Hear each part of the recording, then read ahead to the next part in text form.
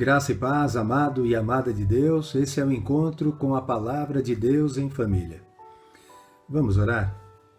Paizinho amado, obrigado, Senhor, por esse tempo de leitura e reflexão na Tua Palavra. Senhor, guia-me no anúncio do Evangelho, prepara, Senhor, o ouvido e o coração das pessoas que neste momento assistirão e ouvirão este devocional.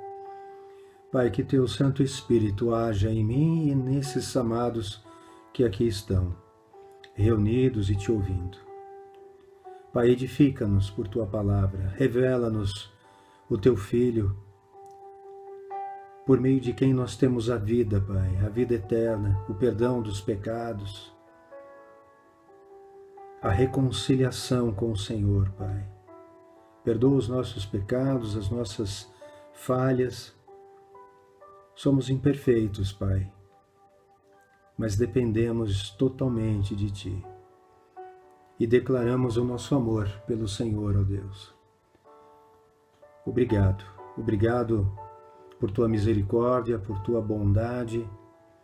Obrigado, Senhor, pela obra que o Senhor realizou aqui na terra, por ter pago pelos nossos pecados na cruz do Calvário, por ter nos reaproximado de Ti e por ter deixado a Tua Palavra registrada para que hoje nós pudéssemos ainda Te ouvir, Senhor. Em nome de Jesus Te agradecemos por tudo. A Tua bênção. Amém. Amados, nós iniciamos o nosso último devocional, um tema que trata das últimas palavras de Deus aqui na terra, as últimas palavras de Jesus Cristo aos seus discípulos. E que, por extensão, essas palavras chegam a nós hoje. Nós vimos em 5 estudos o primeiro sermão de Jesus, registrado nos Evangelhos, está lá em Mateus, como já falamos, o Sermão do Monte, capítulos 5, 6 e 7 de Mateus. Então ali Jesus estava dizendo tudo aquilo que Ele esperava de nós e nos dava instruções de como deveríamos agir como filhos de Deus. E agora, depois de 3 anos de ministério, Jesus está conversando pela última vez com os seus apóstolos, né? E conosco. Na primeira parte desse estudo, nós vimos lá no capítulo 14 do Evangelho de João, Jesus no cenáculo, né? celebrando a última Páscoa com os seus apóstolos. E aí falamos sobre isso, fizemos uma pequena introdução, né? Então ali, basicamente, nós temos aqui no capítulo 14, Jesus falando sobre Ele ser o caminho para o Pai, né? E aí fica evidente lá no versículo 6, né? Eu sou o caminho, a verdade e a vida, ninguém vem ao Pai senão por mim. Depois ele vai responder ali, né? Para Filipe, né? Quando Filipe pergunta, mostra-nos o Pai, né? Que nós já nos daremos por satisfeitos, né? E Jesus diz, Filipe, estou há tanto tempo andando com vocês e você ainda não me conhece? Quem vê a mim, vê o Pai, né? Então Jesus, ali ele está dizendo, olha, eu e o Pai somos um. Nós temos um Deus dividido em 3 pessoas, Pai, Filho e Espírito Santo. O Filho se fez carne, se tornou humano, ele se colocou numa forma humana para todo sempre, para que Deus pudesse se relacionar conosco pela eternidade. E ele então esteve aqui e se apresentou com obras, né, com sinais e prodígios que nenhum ser humano seria capaz de fazer. Isso depois de ter sido anunciado ao longo de séculos, né? Foi profetizada a sua vinda. Nunca nenhum outro personagem, né, em nenhuma religião, foi anunciado durante tanto tempo, com profecias, né, e se cumprido rigorosamente em Jesus Cristo. Quando viria, onde nasceria, o que ele faria, como ele morreria e ressuscitaria. Tudo foi pré-anunciado. Tudo isso, toda essa obra, amados, Deus fez para que nós não tivéssemos dúvida de que esta é a sua palavra. O próprio Senhor Jesus foi chamado pelo mesmo evangelista e apóstolo João como o Verbo de Deus encarnado. O Verbo, a palavra de Deus, o Logos no grego, Logos de Deus encarnado. A palavra se fez carne e esteve entre nós, né? E vimos a sua glória, a glória como do unigênito do Pai. Então isso tudo anunciado aqui no capítulo 14, né? Depois Jesus promete o Espírito Santo. Então vai falar aqui de uma das coisas, né? Uma das responsabilidades do Espírito Santo ao vir para assumir o seu lugar. Porque ele veio ao mundo, mas ele ressuscitou e voltou para o Pai. E intercede por nós ao lado de Deus, conforme nós vemos nas Escrituras. Primeira carta de Paulo a Timóteo, capítulo 2, versículo 5, fala sobre isso, porque existe um único Deus e um só mediador entre Deus e os homens, Jesus Cristo, homem. Testemunho que devemos dar em tempo oportuno. Então, veja que Jesus Cristo, que é o próprio Deus, é o nosso intercessor junto ao Pai. Percebe que obra maravilhosa feita por Deus? E ele não nos deixou órfãos, como ele disse. Ele enviaria para nós, como enviou em Pentecostes, isso está lá em Atos, no capítulo 2, o Espírito Santo, o Consolador, o Auxiliador. E aqui, no capítulo 14, ele vai dizer, né, que o Espírito Santo, ele nos ensinará todas as coisas, isso está no versículo 26, no 26, né? Ensinará todas as coisas e nos fará lembrar de tudo quanto ele, a palavra, o Verbo de Deus, nos falou. Esse é o papel do Espírito Santo. Nós lemos, nós estudamos, nós meditamos na palavra e o Espírito Santo nos faz lembrar dela. Por quê? Porque a palavra de Deus não é só para ser ouvida, mas é para ser praticada, conforme nós vimos no primeiro sermão de Jesus Cristo. Jesus vai falar lá no final, né, no capítulo 7, no final do seu sermão, que aquele que ouve as suas palavras e as pratica é considerado como aquele homem prudente que construiu a sua casa sobre a rocha.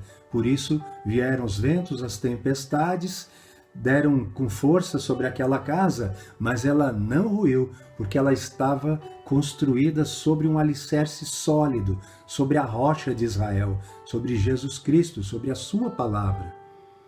Mas aqueles que ouvem a palavra de Deus, mas não as pratica, é considerado um homem imprudente que construiu a sua casa sobre areia, e vieram os ventos, as tempestades e as enchentes, bateram contra aquela casa e ela ruiu e foi grande a sua ruína. Então veja, amados, que as Escrituras, ela de Gênesis a Apocalipse, ela não se contradiz. Muito ao contrário, ela vai te dando uma revelação progressiva de Deus e vai deixando cada vez mais claro quem é Deus, quais são seus atributos, o que Ele espera de nós, o caminho da salvação, o caminho para o seu reino eterno, né? Então, Deus nos ama tanto que Ele não quer que ninguém se perca, mas que todos sejam salvos, todos cheguem ao pleno conhecimento da verdade. Tudo isso que eu falo, amados, eu não falo por mim, eu estou reproduzindo o que está escrito aqui nas Escrituras Sagradas. E o que eu quero com esses devocionais é que vocês não só entendam, compreendam a palavra, mas despertem amor por ela. Porque a palavra de Deus, a Bíblia Sagrada, não é apenas um livro, não é apenas um compilado de livros escritos ao longo de 1600 anos por 40 homens diferentes e que pela vontade de Deus, pelo poder do Espírito Santo, porque o propósito de Deus não pode ser frustrado. Isso também é palavra de Deus. Tudo isso se juntou aqui na Bíblia. E Deus protegeu a sua palavra ao longo dos séculos, muito embora tenham tentado destruí-la. Mas nada pode frustrar os planos do Senhor. E tudo isso está aqui por amor. A palavra de Deus, a Bíblia, é uma pessoa. Palavra, logos, verbo. O verbo se fez carne em Cristo Jesus. Jesus é a palavra encarnada de Deus. Logo, a palavra de Deus é Jesus Cristo. É Deus que fala conosco através da Bíblia. Por isso que o apóstolo Paulo vai falar lá na sua primeira carta aos Romanos, no capítulo 16, né, que ele não se envergonha do Evangelho, porque é o poder de Deus para a salvação dos que creem. Porque aqueles que creem procuram obedecer, e quem obedece construiu a sua casa sobre a rocha. E pode vir tempestade, pode vir ventos, pode vir adversidades, pode vir qualquer tipo de problema. Essa casa, esse templo, esse tabernáculo, ele não ruirá. Por quê? Porque ele está construído, ele está sustentado sobre a rocha, sobre Deus. Esta é a pedra fundamental, a pedra sobre a qual a igreja de Jesus Cristo está edificada. E que Pedro fala isso lá no capítulo 16 de Mateus. Na verdade, quem fala isso é Jesus para ele, né? Pedro anuncia antes, né, um pouquinho, né? Pedro vai dizer assim, o Senhor é o Cristo, o Filho do Deus vivo, né? E Jesus responde, bem-aventurado é Simão Barjonas, porque não foi carne nem sangue, não foi um ser humano que revelou isso a você, que eu sou o Cristo, o Filho de Deus, mas foi o meu Pai que está nos céus que te revelou isso. E eu te digo que tu é um fragmento de rocha, tu é Petrus, mas sobre esta pedra, sobre esta rocha, esse fundamento que você acabou de anunciar, que eu sou o Cristo, o Filho do Deus vivo, sobre esta verdade, eu construirei a minha igreja e as portas do inferno não prevalecerão contra ela. Tu é Petrus, mas sobre esta pedra, sobre esta rocha, eu edificarei a minha igreja. A igreja de Jesus está firmada sobre a verdade de Deus. E isso é mal interpretado e não pode ser percebido na língua portuguesa. Por quê? Porque aqui é pedra. Então, Pedro, eu digo que você é uma pedra, né? Mas no grego tem uma diferença, Petrus e Petra. Petra é uma rocha sólida. Petrus é um fragmento de pedra. E isso Pedro vai falar na sua carta também. Ele vai falar para os discípulos, e vocês como pedras que vivem, assim como eu, se juntam a mim para formar um templo espiritual para que Deus habite, né? É a igreja de Jesus Cristo. Então, o corpo de Cristo é a igreja, que se reúne em templos.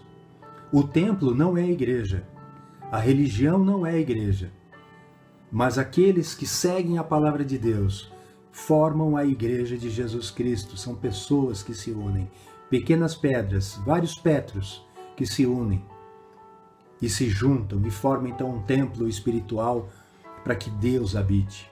E nós mesmos somos templos do Espírito Santo.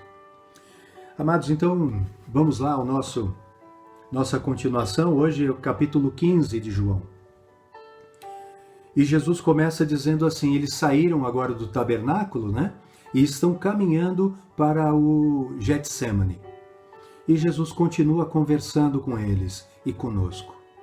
Abra o teu coração e ouça Deus falar com você. Eu sou a videira verdadeira e o meu Pai é o lavrador.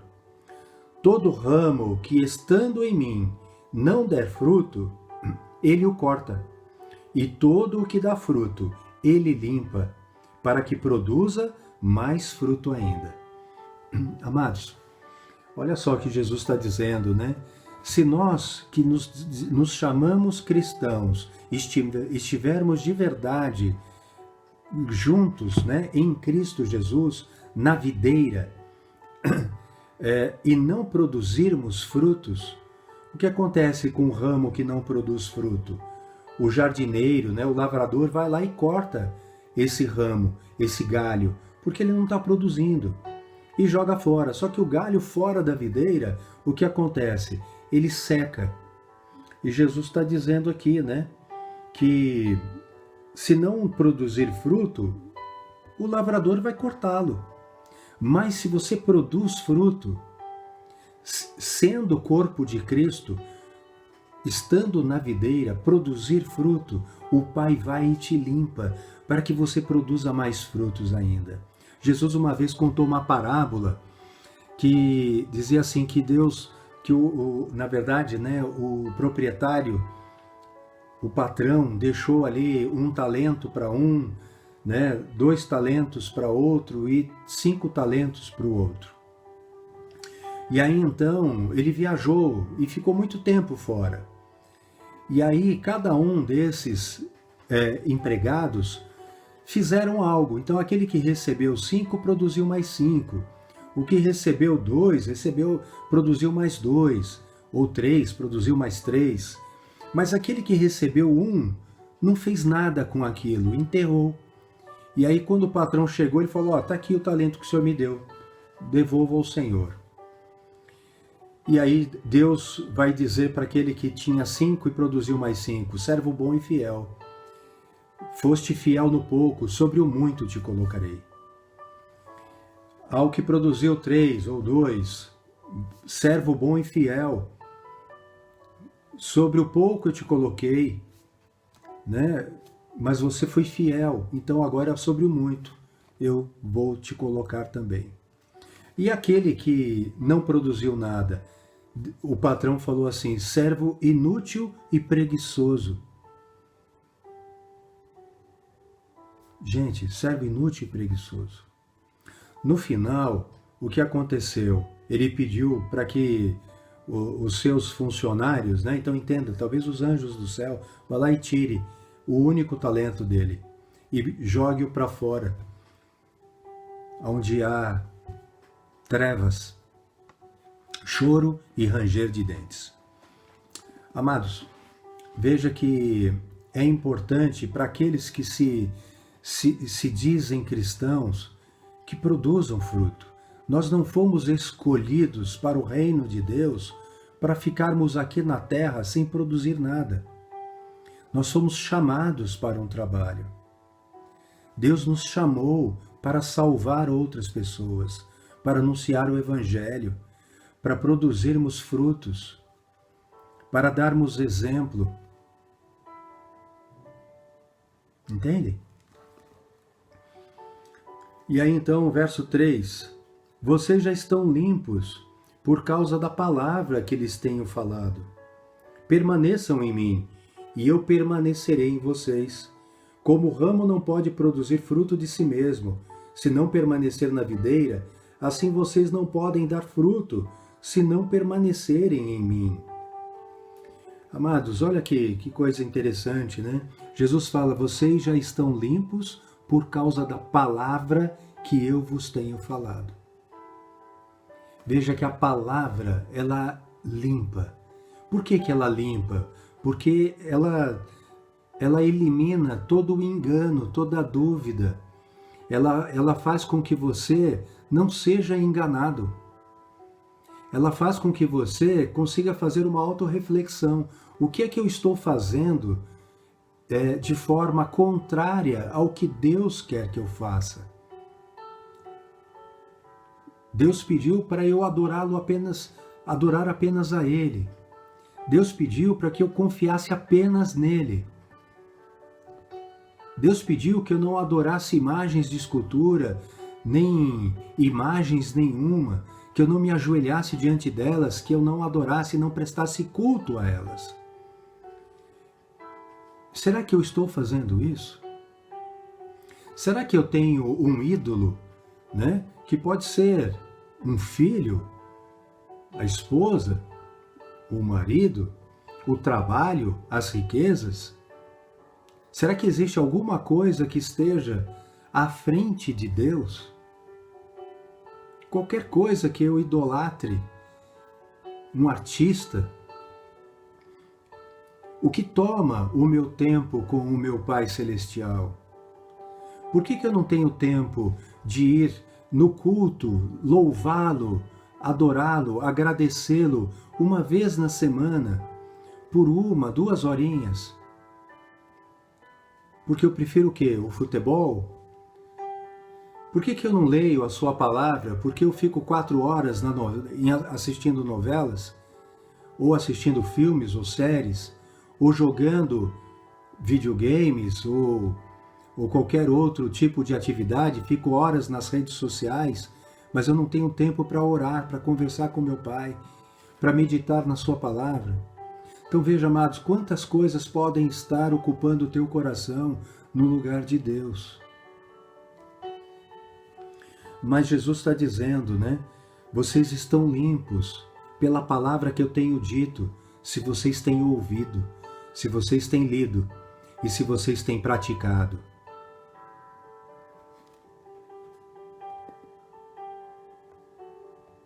E aí ele está dizendo, como o ramo não pode produzir fruto de si mesmo, o ramo fora da videira não produz fruto, caído ali no chão. Mas na videira sim, né? Então Jesus está dizendo, vocês não podem fazer nada sem mim.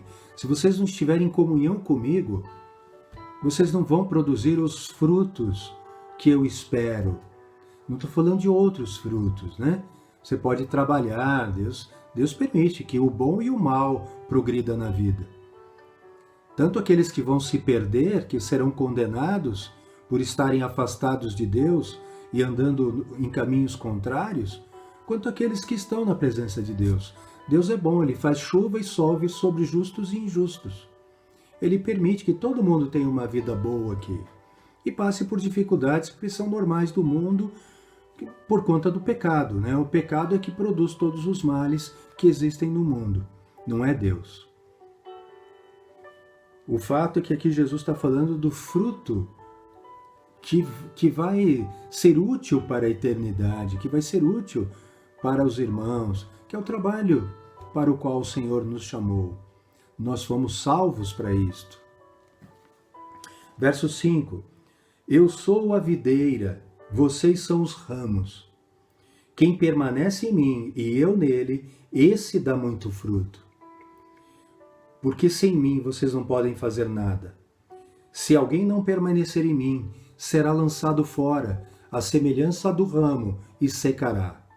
E o apanham, lançam no fogo e o queimam. Se permanecerem em mim, e as minhas palavras permanecerem em vocês, pedirão o que quiserem, e lhes será feito. Nisto é glorificado meu Pai, que vocês deem muito fruto, e assim mostrarão que são meus discípulos. Amados, olha que coisa linda. No que é glorificado o Pai? Como é que nós glorificamos a Deus? Quando nós produzimos os frutos que Ele espera. Nisto é glorificado meu Pai, que vocês deem muito fruto, e assim mostrarão que são meus discípulos. Então, eu só posso mostrar que sou discípulo de Jesus se eu produzir frutos. E ao produzir frutos, eu glorifico a Deus. Isso é maravilhoso. Isso é que motiva, isso é que me dá alegria, me dá contentamento. Produzir frutos para a glória de Deus. Amados, verso 9. Como o Pai me amou, também eu amei vocês. Permaneçam no meu amor. Se vocês guardarem os meus mandamentos, permanecerão no meu amor, assim como também eu tenho guardado os mandamentos de meu Pai e no seu amor permaneço. Amados, Deus, na figura do Filho, veio, se humilhou, se tornou à semelhança de homem, se fez servo, então se despiu da sua glória e se tornou servo. Humildemente obedeceu o Pai até a morte de cruz. Jesus veio para cumprir os mandamentos que nós não podíamos cumprir. Nós não fazíamos isso e muitos não fazem até hoje. Pecado não existe quem não cometa, porque somos falhos. E bastaria um único pecado para sermos condenados à morte. Por isso, sem Cristo, estamos perdidos. Sem aceitar, sem receber Jesus como Senhor e Salvador, único e exclusivo, Senhor e Salvador, não há como escapar da ira vindoura. Por quê? Porque nós só temos o perdão dos pecados, a remissão dos pecados, pela obra de Cristo. É quando eu aceito, Senhor, reina em mim. Eu, a partir de hoje, não mando mais em mim, mas é o Senhor que direciona a minha vida. Jesus é o meu Senhor. Se Ele é o meu Senhor, eu preciso obedecê-lo. Então, amados, veja que aqui Jesus está dizendo, se vocês guardam os meus mandamentos, como eu guardo os mandamentos do meu Pai, então sim, vocês estão no meu amor e permanecem no amor do Pai também. E ele fala no versículo 11, tenho-lhes dito estas coisas para que a minha alegria esteja em vocês e a alegria de vocês seja completa. Essa é a grande alegria nossa, de poder agradar, glorificar a Deus. Amados, quando a gente escorrega e comete um pecado, aquilo pesa para a gente. Por quê? Porque a gente não quer decepcionar o Senhor. Nós queremos ter uma vida que agrade o nosso Pai. Mas somos imperfeitos. Sabemos que se pedirmos perdão, Ele nos perdoa, porque Ele é fiel. Isso o apóstolo João fala também na sua primeira carta. Continuando verso 12, o meu mandamento é este, que vocês amem uns aos outros, assim como eu os amei. E como é que Ele nos amou? Nos amou até a morte. Verso 13, ninguém tem amor maior do que este, de alguém dar a própria vida pelos seus amigos. Opa!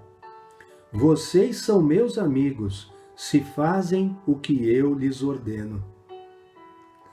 Amados, veja, Abraão foi chamado de amigo de Deus. Por quê? Porque Abraão mostrou a sua fé obedecendo. E Jesus está dizendo aqui que todo aquele que obedece os seus mandamentos são seus amigos.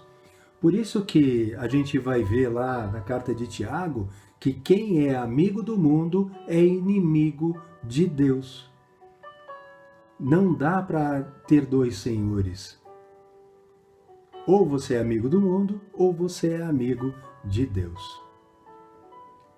E quando nos tornamos amigos de Deus, Deus nos tira do mundo e nos faz assentar nas regiões celestiais em Cristo Jesus. O nosso nome é escrito no livro da vida do Cordeiro. E então nós passamos a ser cidadãos do céu aqui na terra, representantes de Deus, ministros de Deus, reino e sacerdotes. Nós estamos aqui agora para glorificar o Pai e para trabalhar, dar continuidade àquilo que Jesus fez naquele tempo. Nós somos chamados para dar continuidade. O ministério da reconciliação foi dado a nós, a igreja. E eu estou aqui exercendo esse ministério. E eu estou aqui anunciando o Evangelho para muitas pessoas que talvez eu nem conheça, porque está aí gravado no YouTube, muitos assistirão.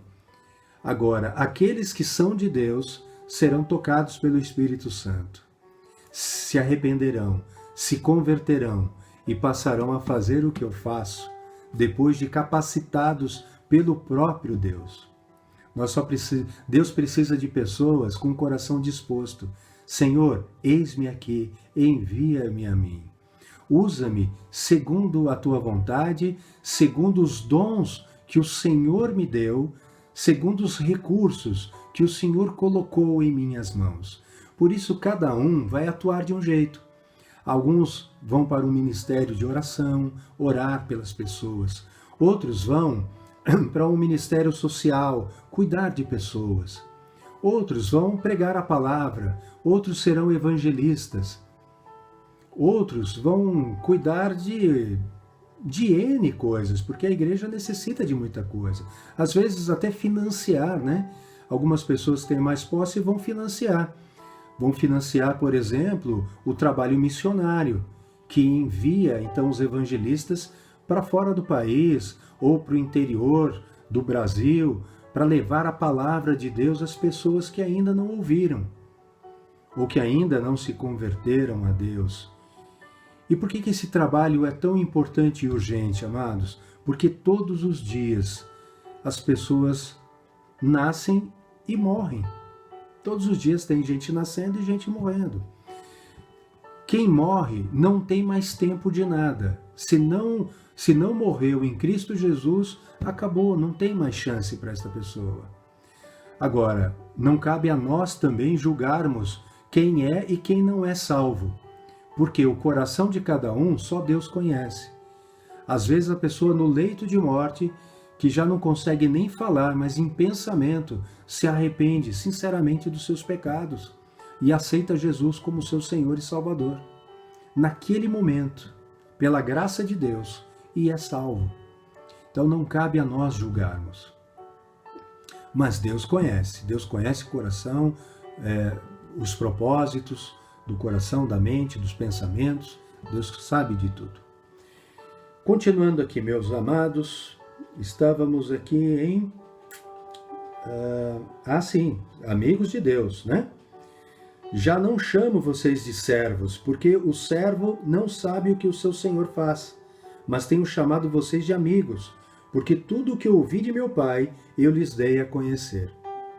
Não foram vocês que me escolheram, pelo contrário, eu os escolhi e os designei para que vão e deem fruto, e o fruto de vocês permaneça, a fim de que tudo o que pedirem ao Pai em meu nome, Ele lhes conceda. Amados, não foram vocês que me escolheram, olha o que Jesus disse, mas eu vos escolhi. Gente, Deus tem os seus escolhidos. E não pense que Deus é parcial, que Deus é injusto. Não é verdade. Deus é justo. Deus é amor. E Deus tem os seus critérios.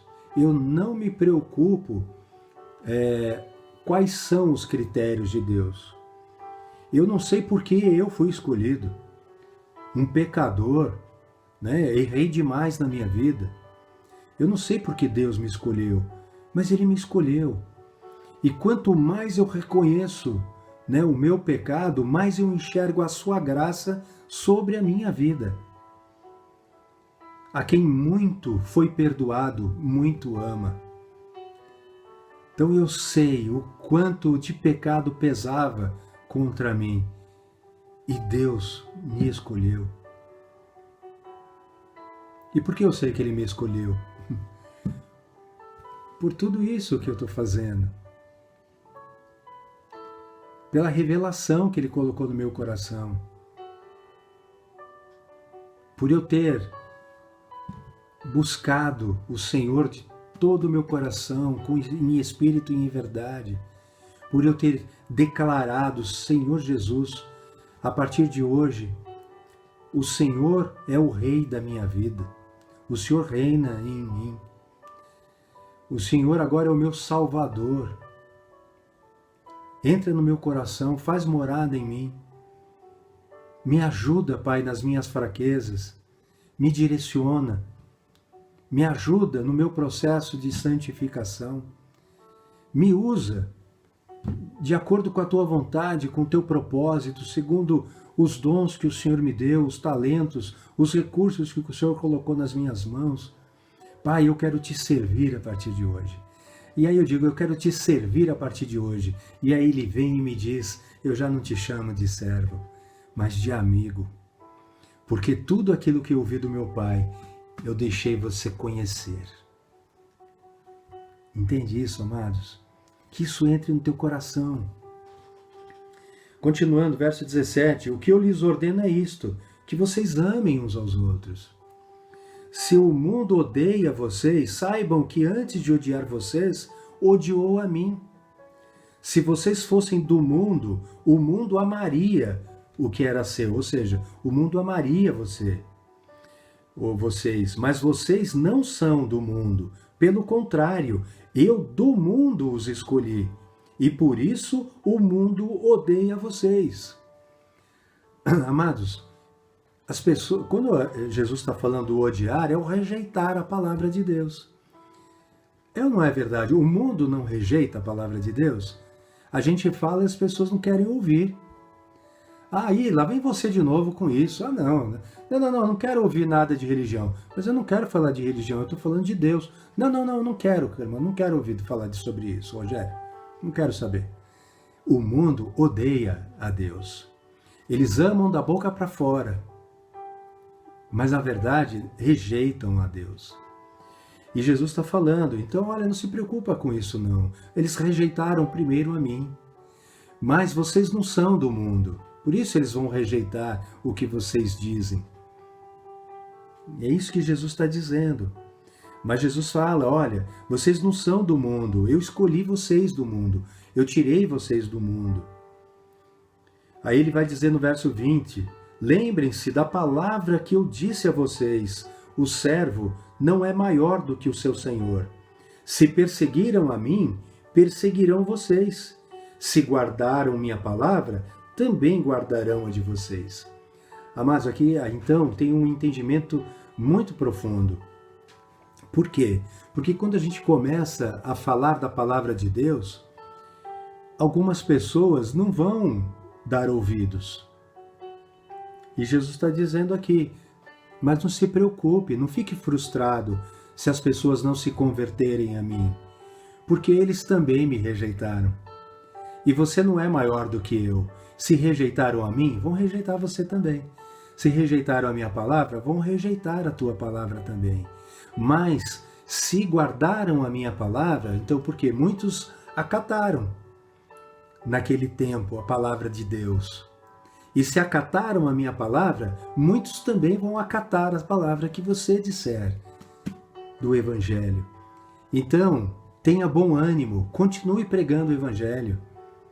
Amados, outro dia, conversando com um pastor da minha igreja, eu estava falando para ele sobre uma certa frustração, uma preocupação talvez, né?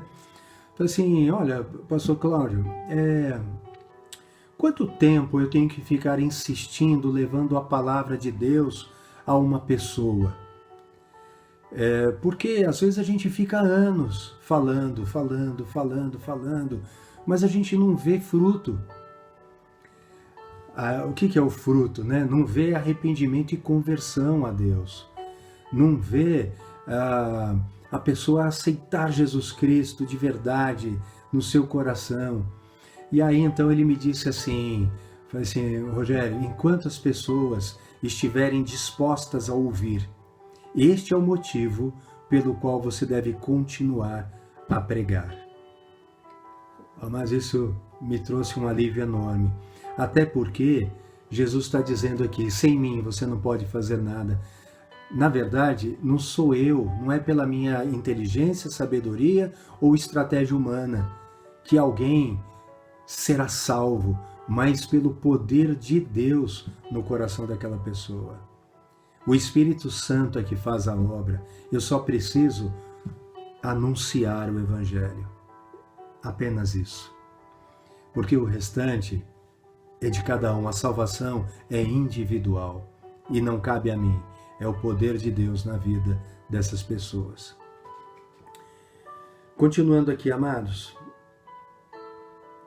Verso 21. Tudo isso, porém, farão com vocês por causa do meu nome, porque não conhecem aquele que me enviou. Então vão rejeitar porque não conhecem a Deus. Se eu não tivesse vindo e lhes falado, eles não teriam nenhum pecado, mas agora não tem desculpa do seu pecado. Olha só, antes de Deus vir à Terra e se fazer ser humano, né, se tornar uma pessoa, as pessoas ouviam a palavra de Deus através da boca de um profeta, mas não viam a Deus. Então, muitas vezes, rejeitavam a sua palavra. Jesus está dizendo aqui, enquanto isso acontecia, eles não tinham tanto pecado, mas agora eles me viram. Eles viram as minhas obras, os meus sinais, eles com poder, eles entenderam que eu sou Deus. Agora que eles viram, não há mais desculpa. Então não há mais perdão para o pecado, porque eu já me apresentei fisicamente. Se antes eles precisavam ver um Deus palpável, que eles pudessem ouvir, tocar e enxergar os sinais, prodígios e milagres, agora eles viram. E se ainda assim não querem me obedecer e me seguir, então eles permanecem no pecado deles. É isso que Jesus está dizendo aqui, verso 23. Quem odeia a mim, odeia também o meu Pai. Se eu não tivesse feito entre eles as obras que nenhum outro fez, eles não teriam nenhum pecado, mas agora não somente viram, como também odiaram tanto a mim como o meu Pai. Essa palavra odiar, ela tem a ver com rejeição também. Eu odeio, eu rejeito, eu detesto, eu não quero. Verso 25. Isso, porém, é para que se cumpra a palavra escrita na lei deles. Odiaram-me sem motivo. Verso 26, para finalizar. Quando, porém, vier o Consolador, que eu enviarei a vocês da parte do Pai, o Espírito da verdade, que dele procede, esse dará testemunho de mim. Ou seja, o Espírito Santo é que testemunha no nosso coração quem é Jesus Cristo. E vocês também testemunharão, porque estão comigo desde o princípio. Amados, o Espírito Santo dá testemunho no nosso coração, revela no nosso coração que Jesus Cristo é o Filho de Deus. É Deus que se fez carne. É a palavra de Deus que esteve entre nós. É o Deus eterno. E aí, a partir desse momento, nós também testemunharemos acerca dele. Por quê? Porque nós não fomos salvos para vivermos numa bolha, desfrutarmos a vida e depois irmos para um reino eterno de glória. Mas nós fomos salvos para alcançar outras pessoas que estão carentes de salvação, que estão condenadas no engano e no pecado, e que precisam de Jesus Cristo, porque sem Ele não há salvação. Ele é o caminho, a verdade e a vida. E Deus nos amou de tal maneira que entregou o seu Filho, seu único Filho, para que todo o que nele crê não pereça, mas tenha a vida eterna. E assim como eu tenho a salvação, eu quero que outras pessoas sejam salvas. E é muito triste imaginar que pessoas morrerão hoje sem ter se encontrado com Cristo. E não há segunda chance, conforme está lá em Hebreus, no capítulo 9, depois da morte vem o juízo. Ao homem está determinado morrer uma única vez. Não tem reencarnação, uma única vez. Depois disso vem o juízo. Palavra de Deus. Vamos orar? Senhor Deus, obrigado por teu amor que se revela através da tua palavra. Sabemos, Pai, que ela é uma revelação do Senhor para que nós possamos encontrar um caminho seguro em Cristo Jesus.